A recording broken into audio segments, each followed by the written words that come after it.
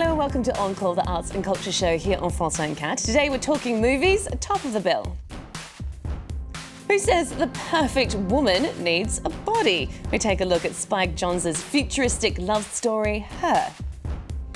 Plus, the women behind the camera as an all-female film festival takes place here in France. We ask if these types of events are still relevant.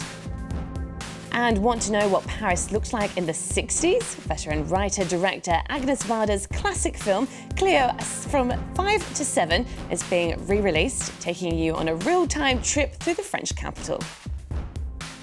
All that and more coming up, so let's go get started.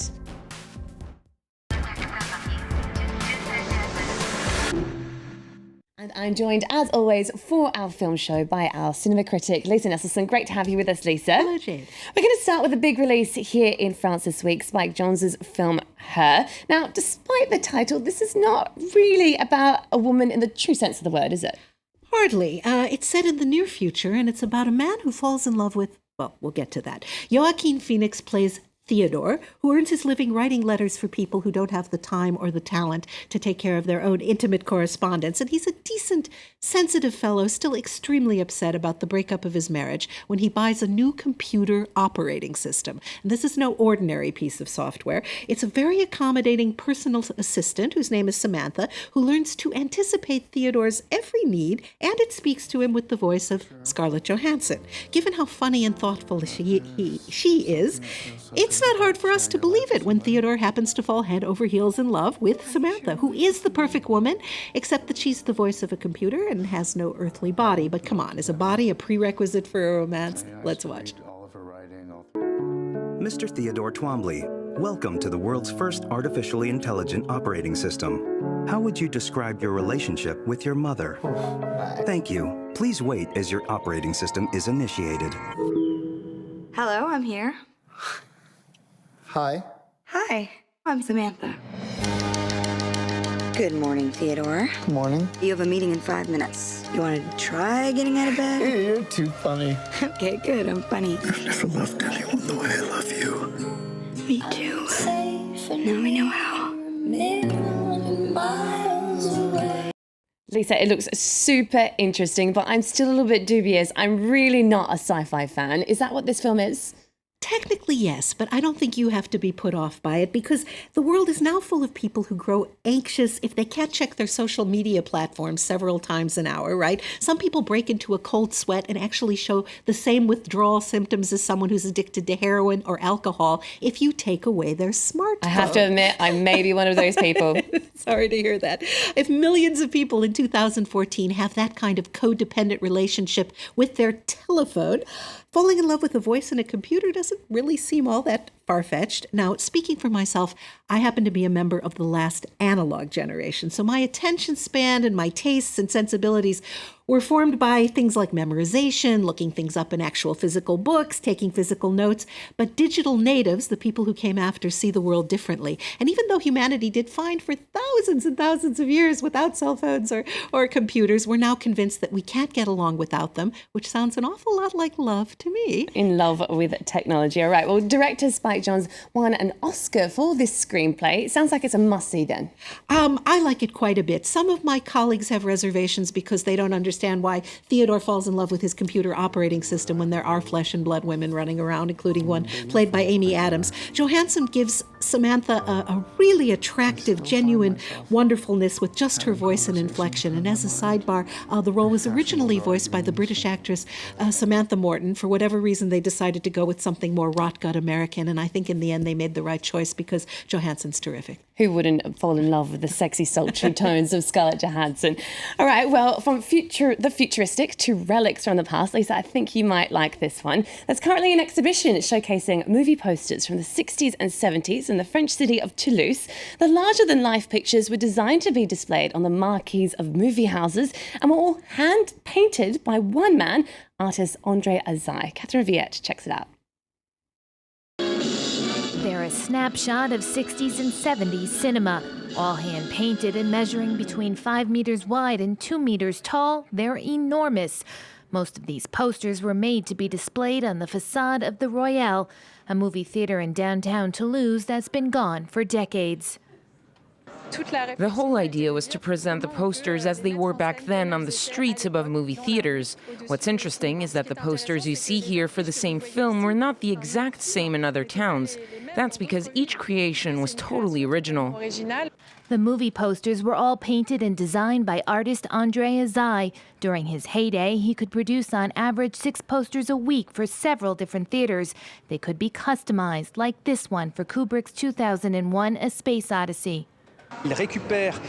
He uses part of the spaceship on the poster, for example, and then, on the press kit, he pulled out the astronaut's face, which he enlarged on the poster, so it's really his vision of the film. So what's interesting when you see this exhibit and these posters is that it's also the artist's view of the films. A view that tells the story of films made in the 60s and 70s. If you look carefully at the composition of these posters, the characters play a central role. Another important component is the lettering. That's art in itself. Made to lure moviegoers into the latest blockbuster, these posters have now become works of art in their own right. Lisa, as the saying goes, they don't make them like they used to, do they? Is this a bit of a lost art? I'm afraid it is, because I can't believe he was that prolific in that format, and we've tipped over into photography for most posters, so I think it is a bit of a lost art, painting one image to represent a film. It's a bit of a shame, isn't it? Well, from giants of the movie industry, so to speak, to some that are somewhat more sidelined, the 36th Créteil International Women's Film Festival is underway on the outskirts of Paris. Lisa, some people might be a bit surprised to hear that such an event like this even exists in this day and age. Well, it's not the only one devoted to just women's work, but it's probably the biggest one on earth. And women come from all over Europe, indeed all over the world, to participate. This gets me thinking, when I was in film school in the mid-1970s, a male professor of mine did not get in trouble for declaring, I quote, "Women can't make movies," end quote. I assumed that a teacher would get castrated or perhaps circumcised without anesthesia if he dared to say such a thing out loud nowadays. So I've witnessed enormous progress since I graduated. And do you think there's been progress everywhere, though? I like to think so, but you know, there was just a survey released in the US that says there's a dire shortage of women both in front of and behind the camera. But here in France, they say half of the students enrolled in film schools happen to be women, and more women are directing all the time. When I was voting for year-end awards, I took a really close look at the lists of films that were released here in France in 2013, and here's what I found out. Some statistics: out of approximately 260 French films last year, a total of 69 were directed by women. And of those, 28 were first-time directors, so that bodes very well. I count an additional 52 movies directed by women from other countries. So that's a list that includes Catherine Bigelow, Sarah Polley, Sally Potter, Margarita von Trotta, and Lena Wertmuller. So if you ignore the actual dates on which these movies happened to come out, filmgoers in France had their choice of 2.43 new films directed by a woman every week of the year. So I prefer the thing that the screen is not half empty, but half full. Impressive stats there, but do you think then this type of event still has its place?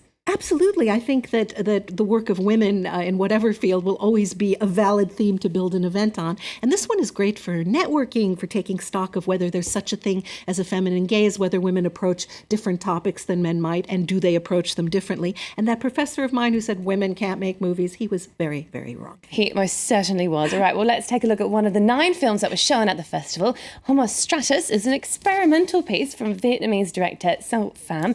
It's a surreal meditation on contemporary life. Let's take a look.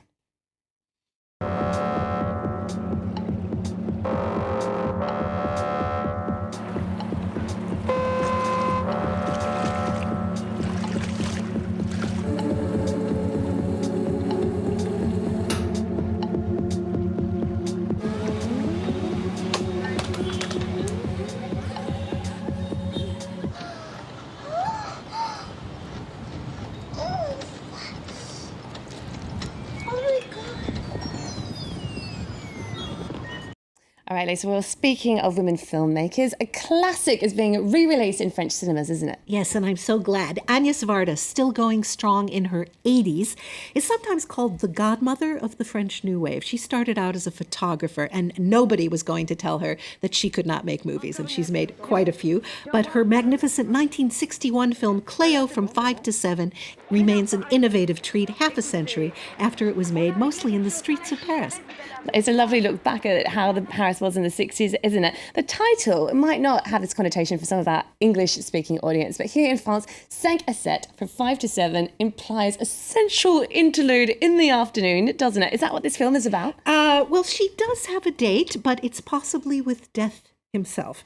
I say that because the film unfolds in real time as Cleo, who's a successful singer, waits for the results of a medical test as to whether or not she has cancer. She's beautiful, seems very much alive, but time speeds up and slows down for her over the course of this 90-minute film as she awaits the results. So things to look out for when you go. That's French composer Michel Legrand playing a musician who stops by Cleo's fabulous loft, and the new wave director Jean-Luc Godard and his muse Anna Karina act in an adorable little mock silent film within the film. And there's a political subtext too, because Cleo is worried that she may be ill enough to die, and she meets a soldier on leave from the Algerian conflict, and of course his life is also at risk, but in combat. It's a film I never tire of. See it if you can.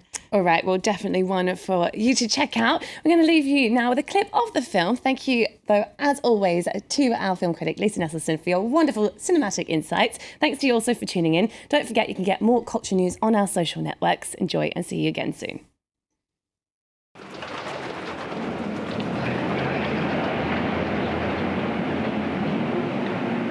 Cette figure de poupée est toujours la même. Les chapeaux ridicules.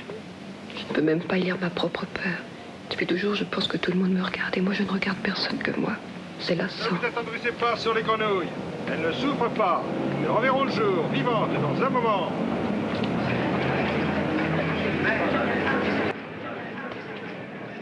Venez, petite grenouille, on va vous changer l'aquarium. 3e grenouillard.